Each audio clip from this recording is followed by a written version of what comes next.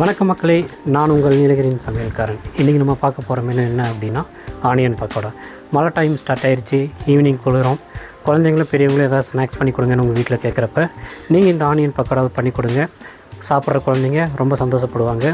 முறுவலாக கருக்கு முறுக்குன்னு சாப்பிட்ற மாரி ஒரு ஆனியன் பக்கோடா எப்படி செய்யலான்றது பார்க்கலாம் வாங்க.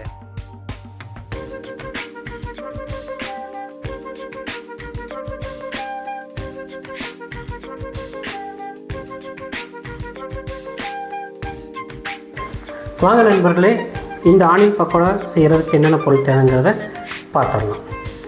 கடலை மாவு, அரிசி மாவு இங்கே இருக்குது. கொத்தமல்லி, கருவேப்பிலை, வேர்க்கடலை, கொஞ்சோண்டு சோம்பு இங்கே போட்டிருக்கேன் பாருங்கள். அது இல்லாமல் கொஞ்சம் சால்ட், உப்பு, முந்திரி, பச்சை மிளகாய். அப்புறம் இந்த மெனு செய்கிறதுக்கு தேவையான இன்னும் 2 பொருள் இருக்குது. 3 பல் பூண்டு, ஒரு 2 பெரிய வெங்காயம். ஓகே, இப்போ இதை வச்சு நம்ம எப்படி இந்த ஆனியன் பக்கோடா பண்ணலாங்கிறத பார்க்கலாம். அதுக்கு முன்னாடி இந்த பொருட்களை கட்டிங் பண்ணுறதுக்குன்னு சொல்லிட்டு ஒரு மெத்தட் இருக்குது. அந்த மெத்தடில் இந்த ஆனியன் பக்கோடாக்கு நம்ம கட் பண்ணுறப்ப ஆனியன் பக்கோடையோடைய ஸ்ட்ரக்சர் எப்படி இருக்கும்னா ஒரு பார்க்கறதுக்கு ரொம்ப ரொம்ப ரொம்ப அழகாக இருக்கும். வாங்க அந்த கட்டிங்ஸை எப்படி பண்ணலாம் அப்படிங்கிறத பார்க்கலாம். நண்பர்களே, இப்போ நம்ம ஸ்டார்ட் பண்ணலாம். முதல்ல என்ன பண்ணலான்னா, உங்கள் வீட்டில் இந்தமாரி ஒரு உரல் இருந்துச்சுன்னா அந்த உரலை எடுத்து என்ன பண்ணுறீங்கன்னா, இந்த 3 பல்லை போட்டு வடிவேல் படத்தில் வர்ற மாரி நங்கு நங்கு நங்கு நங்கு நங்கு நங்கு நங்கு நங்குன்னு குத்துங்க. நல்லா குத்தி ஒரு வெடிப்பு பதம் வந்ததுக்கப்புறம் இது என்ன பண்ணுறீங்கன்னா, அப்படியே நம்ம இந்த மாவு கலக்க போகிற அந்த பாத்திரத்துக்கு இந்த பூண்டை போட்டுருங்க. ரெண்டாவது என்ன பண்ண போகிறோம் அப்படின்னா, ஆனியன் கட்டிங். இந்த ஆனியன் கட்டிங்க்கு ஆனியன் பக்கோடாக்குன்னு ஒரு ஸ்பெஷல் கட்டிங் ஒன்று இருக்குது. அதாவது ஆஃப் மூன் கட்டிங்னு சொல்லுவாங்க. இப்படி 2ஆக வெட்டிடுங்க. வெட்டின வெங்காயத்தை இப்படி ஆஃப் மூன் கட்டிங்காக வெட்டுங்க. இது எதுக்காக அப்படின்னா, அந்த ஆனியன் பக்கோடாவுடைய ஸ்ட்ரக்சர் நல்லா கிடைக்கும், அழகாக கிடைக்கும். அதுக்காக நம்ம என்ன பண்ண போகிறோன்னா, ஒரு முழு வெங்காயத்தை 2ஆக வெட்டி அதை நீள் வாக்கில் ஆஃப் மூன் கட்டிங்கில் என்ன பண்ண போகிறோன்னா இதை வெட்ட போகிறோம். ஒரு 2 வெங்காயத்தை இந்தமாரி வெட்டி போட்டுக்குங்க. அது பார்த்திங்கன்னா, இந்த கட்டிங் பார்த்திங்கன்னா எப்படி இருக்கும்னா இப்படி இருக்கும். பார்த்திங்கன்னா இப்படி கொஞ்சம் பெருசாகவும் இருக்கும். அட் த சேம் டைம் நீள் வாக்கிலாகவும் இருக்கும். நம்ம அதுக்காக தான் இதை இப்படி நீள் வாக்கில் வெட்ட போகிறோம். அடுத்து என்ன பண்ண போகிறோம் அப்படின்னா, இந்த புதினா இருக்குது இல்லைங்களா, இந்த புதினாவை 1 இன்ச்சு நீளத்துக்கு வெட்ட போகிறோம். ஏன்னா அப்போ தான் நம்ம பிடிச்சி போடுறப்ப அந்த கடலை மாவில் எல்லா இடத்துலையுமே இந்த புதினாவுடைய ஃப்ளேவர் கிடைக்கும். அது கொஞ்சம் நீள் வாக்கில் நமக்கு கிடைக்கும். இந்தமாரி ஒரு நல்ல புதினாவை என்ன பண்ணுறீங்கன்னா, நல்லா கழுவி அதை நீள் வாக்கில் வெட்டி இப்படி போட்டுக்கோங்க. அடுத்து கறிவேப்பிலையை நமக்கு தேவைக்கு ஏற்ற மாதிரி, நீங்கள் நல்லா கருவேப்பிலை சாப்பிடுவீங்க, நல்லா எண்ணெயில் பொரிஞ்சு மொறுன்னு வந்ததுக்கப்புறம் அதை நான் நல்லா விரும்பி சாப்பிடுவேன் அப்படின்னு சொன்னீங்கன்னா, அதை என்ன பண்ணலான்னா, அந்த கருவேப்பிலையை கொஞ்சம் நம்ம தேவைக்கு ஏற்ற மாதிரி முன்ன பின்ன சேர்த்து போட்டுக்கலாம். இப்போ அடுத்து என்ன பண்ண போகிறோன்னா, கொஞ்சம் புதினாவை நீங்கள் அந்த முனையில் இருக்கிற புதினா நல்லா ஆஞ்சி எடுத்துக்கோங்க. அதையும் இதில் போட்டுக்கோங்க. அதுக்கப்புறம் நம்ம என்ன பண்ணிடுவோம் அப்படின்னா, வேர்க்கடலை தோல் நீக்கிய வேர்க்கடலை என்ன பண்ணுறீங்கன்னா, அந்த நம்ம மிக்ஸ் பண்ண போகிறதுக்குள்ள போட்டுருங்க. இந்த கப்புக்குள்ளேயே நான் சோம்பையும் வச்சுருக்கேன், ஏன்னா கப்பு பத்தலைன்னு சொல்லி வச்சுருக்கேன். ஸோ வேர்க்கடலையும் சோம்பையும் நம்ம என்ன பண்ணுறோன்னா இதில் அழகாக அப்படியே தூவி விட்றோம். அடுத்து சும்மா ஒரு 20 கிராம் முந்திரி. எதுக்குன்னா அது கொஞ்சம் நல்லா கடிச்சு சாப்பிட்றதுக்கு நல்லா சுவையாக இருக்கும். ஸோ அதுக்காக முந்திரி ஆட் பண்ணுறோம். நான் இந்த கல்யாண பெரிய பெரிய ஆர்டர்ஸில் தாராளமாக இதுக்கு முந்திரி போட்டு பண்ணுவோம். சாப்பிட்றவங்க நல்லா சுவையாக இருக்குன்னு சொல்லி எல்லாம் ரிவ்யூ கொடுப்பாங்க. ஸோ முந்திரியில் ஆட் பண்ணுறோம். அதுக்கப்புறம் பச்சை மிளகாவை நீங்கள் எப்படி வெட்டணும் அப்படின்னா, சில பேர் இப்படி நேராக வெட்டிடுவாங்க, ரவுண்ட் கட்டிங் வெட்டிடுவாங்க.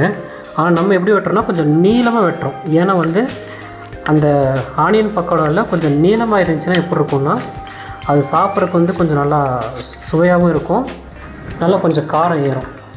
அதனால் நம்ம என்ன பண்ண போகிறோன்னா, இந்த பச்சை மிளகாவை இப்படி நீள் வாக்கில் நல்லா வெட்டுறோம். உங்களால் நீள் வாக்கில் இது எவ்வளோ அளவுக்கு நீளமாக வெட்ட முடியுமோ அவ்வளோ அளவுக்கு ஒரு 2லேருந்து 3 பச்சை மிளகாய் நீங்கள் வெட்டிக்குங்க. இந்தமாரி நீள் வெட்டில் அழகாக சூப்பராக வெட்டிக்குங்க. அதையும் இதுக்குள்ளே போட்டுருங்க. அடுத்து நீங்கள் என்ன பண்ண போகிறீங்க அப்படின்னா தேவையான அளவு உப்பு. இதில் நம்ம வந்து பார்த்திங்கன்னா ஒரு 250 கிராம் கடலை மாவு ஆட் பண்ண போகிறோம். ஆனால் அதுக்கேற்ற மாரி அதுக்கு தேவையான அளவுக்கு இப்படி உப்பு வந்து சால்ட் உப்பு வந்து அழகாக அப்படி ஆட் பண்ணிக்கோங்க. ஸோ இப்போ போட வேண்டிய முக்கியமான பொருட்கள் எல்லாமே போட்டாச்சு. அதாவது கட்டிங் போட்டு போடக்கூடிய பொருட்கள் எல்லாமே போட்டாச்சு. இதில் பார்த்திங்கன்னா வெங்காயம் இருக்குது, கருவேப்பிலை இருக்குது, கொத்தமல்லி இருக்குது, சால்ட் இருக்குது, சோம்பு இருக்குது, வேர்க்கடலை இருக்குது, முந்திரி இருக்குது. இத்தனை பொருளும் இதில் நம்ம என்ன பண்ணியாச்சுன்னா இப்போ போட்டாச்சு மக்களே. இதை பாருங்கள். இப்போ நம்ம என்ன பண்ண போகிறோம் அப்படின்னா நம்ம ஆல்ரெடி எடுத்து வச்சுருக்கிற கடலை மாவையும் அரிசி மாவையும் இதில் வந்து என்ன பண்ண போகிறோன்னா இப்படி லைட்டாக இப்படி ஆட் பண்ண போகிறோம். எப்படி ஆட் பண்ண போகிறோம்னா இப்படி லைட்டாக இப்படி தூக்கி போட்டு ஆட் பண்ண போகிறோம். இதோடைய பதம் என்ன அப்படிங்கிறத நான் உங்களுக்கு சொல்கிறேன் பாருங்கள். இதுக்கு வந்து எவ்வளோ தண்ணி வேணால் ஊற்றலாம் அப்படிங்கிறதுலாம் இல்லை, இவ்வளோ தான் தண்ணி ஊற்றணுன்ற ரூல்ஸ் இருக்குது. ஸோ இது நம்ம என்ன பண்ணிக்கலாம்னா ஃபஸ்ட்டு இப்படி நல்லா அழகாக பாருங்கள் நண்பர்களே, இப்படி அழகாக ஃபஸ்ட்டு இப்படி பிரட்டி கொடுங்க. இப்படி பிரட்டி கொடுக்குறப்ப என்ன ஆகும்னா இதுக்கு இந்த வெங்காயம், இந்த பச்சை மிளகா, இங்கே போட்டிருக்க பொருளுக்கு இந்த கடலை மாவு போதுமானதா அப்படிங்கிறது நமக்கு இதை கிண்டுறப்பவே தெரிஞ்சிடும்.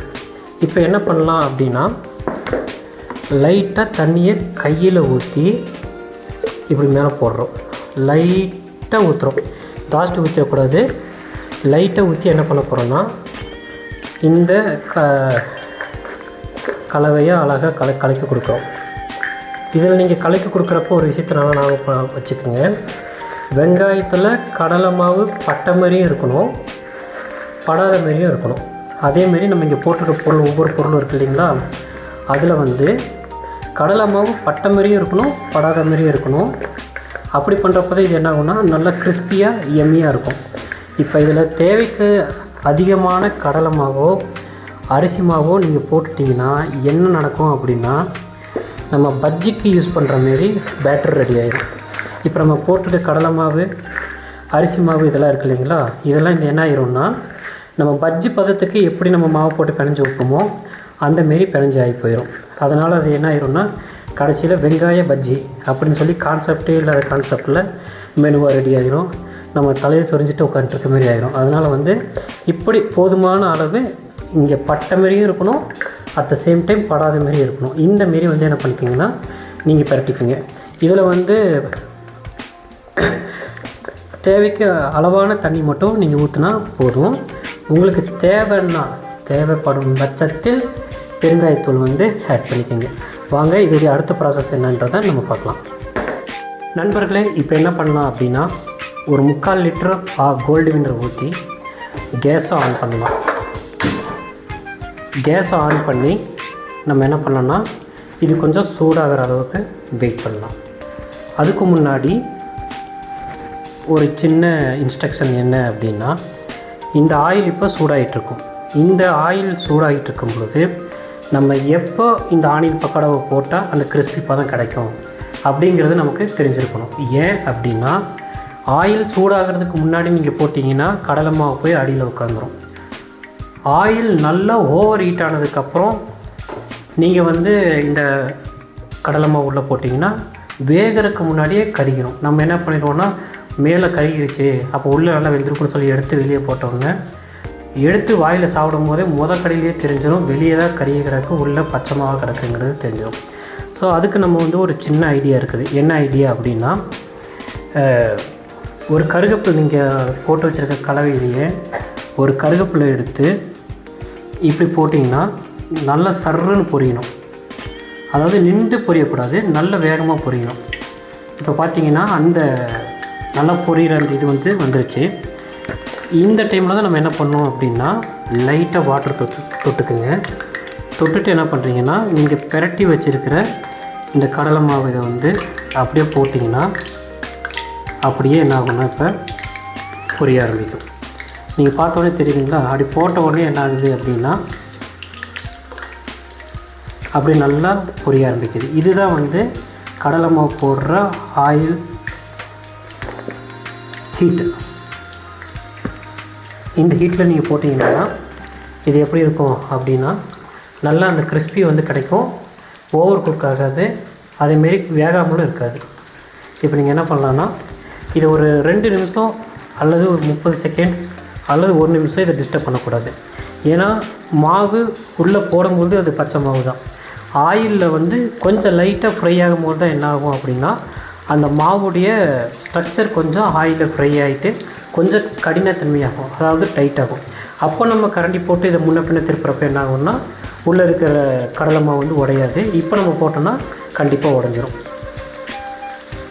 இது கொஞ்ச நேரம் அப்படியே ஆயில் ஃப்ரை ஆகிட்டு இருக்கட்டும். ஒரு 30 செகண்டில் 1 நிமிஷம் அப்படி நல்லா ஃப்ரை ஆகட்டும், நம்ம வெயிட் பண்ணலாம். இப்போ ஒரு 1 நிமிஷம் ஆயிடுச்சு. இப்போ இது ஒன்றோட ஒன்று ஒட்டாது. இப்போ நம்ம என்ன பண்ணலாம் அப்படின்னா லைட்டாக இதை அப்படி கிண்டி கொடுக்கலாம். கிண்டி கொடுக்குறப்ப என்ன ஆகும் அப்படின்னா ஒன்றோட ஒன்று ஒட்டாமல் தனித்தனியாக போயிட்டு நல்லா ஃப்ரை ஆக ஆரம்பிக்கும். இந்த ஆனியன் பக்கோடாவுடைய டைமிங் எந்த மாரி டைமிங் அப்படின்னா கருவேப்பில் போட்டோன்னா சர்ருன்னு அப்படி பொரிஞ்சு வர்ற ஆயில் சூட்டில் நீங்கள் 3 நிமிஷத்துலேருந்து நீங்கள் கடலை மாவில் போட்டிருக்க தண்ணியினுடைய அடர்த்திக்கு ஏற்ற மாரி 3 to 4 நிமிஷத்துக்குள்ளார இது உங்களுக்கு என்ன ஆயிரும்னா நல்லா எடுக்கிற அளவுக்கு ஃப்ரை ஆகிரும். உள்ளேயும் நல்லா வெந்திருக்கும். இது ஃப்ரை ஆகட்டும், நம்ம கொஞ்சம் வெயிட் பண்ணலாம். நண்பர்களே, இப்போ ஆனியன் பக்கோடாவை ஆயிலில் போட்டாச்சு. இப்போ ஒரு 3 நிமிஷம் பக்கம் நல்லா வெந்துருச்சு. இப்போ இதை என்ன பண்ணலாம் அப்படின்னா அப்படியே எடுத்து மாற்றிடலாம். நல்லா வெந்துருச்சு, தனித்தனியாகவும் வந்துருச்சு. நமக்கு பெருசாக வேணும்னா பெருசாகவும் எடுத்து ப்ரிப்பேர் பண்ணிக்கலாம், சின்னதாக வேணும்னா சின்னதாகவும் எடுத்து ப்ரிப்பேர் பண்ணிக்கலாம். இதை நம்ம ஒரு பாத்திரத்துக்கு மாற்றிடலாம். இப்போ மாற்றிட்டு உங்களுக்கு நான் காட்டுறேங்க. பக்கோடா போட்டு முடித்ததுக்கப்புறம் இந்தமாரி ஒரு 2 கருவேப்பிலை அப்படி அழகாக எடுத்து இதை அப்படியே ஆயிலில் இப்படி ஃப்ரை பண்ணிங்கன்னா என்ன ஆகும்னா லைட்டாக நல்லா அழகாக ஃப்ரை ஆகும். இதை ஏன் ஃப்ரை பண்ணுறேன்னு நான் இப்போ சொல்கிறேன் உங்களுக்கு.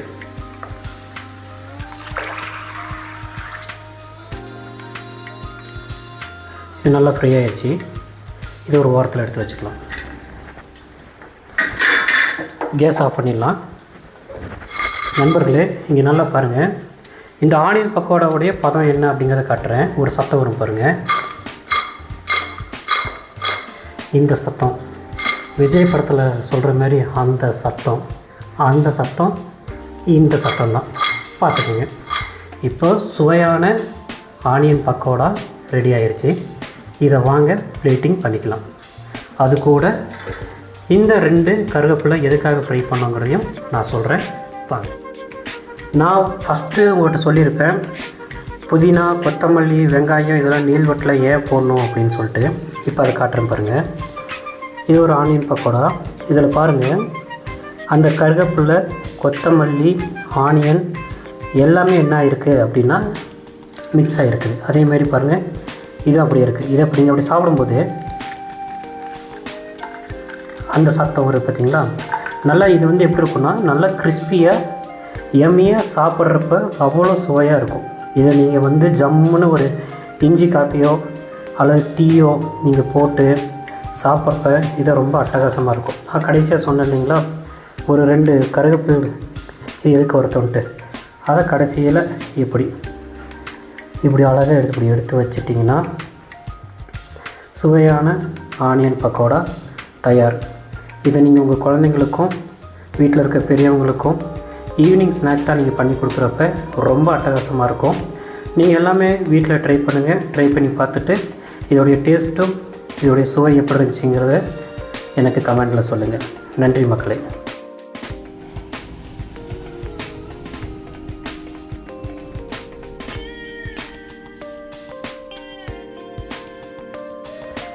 நண்பர்களே, இன்றைக்கி நம்ம ஆனியன் பக்கோடா எப்படி பண்ணுங்கிறத பார்த்தோம். அடுத்த வீடியோவில் அடுத்த மெனுவோடு நான் உங்களை சந்திக்கும் வரை உங்களிடமிருந்து விடைபெறுவது நான் உங்கள் நீலகிரி சமையல்காரன். நன்றி, வணக்கம் மக்களே.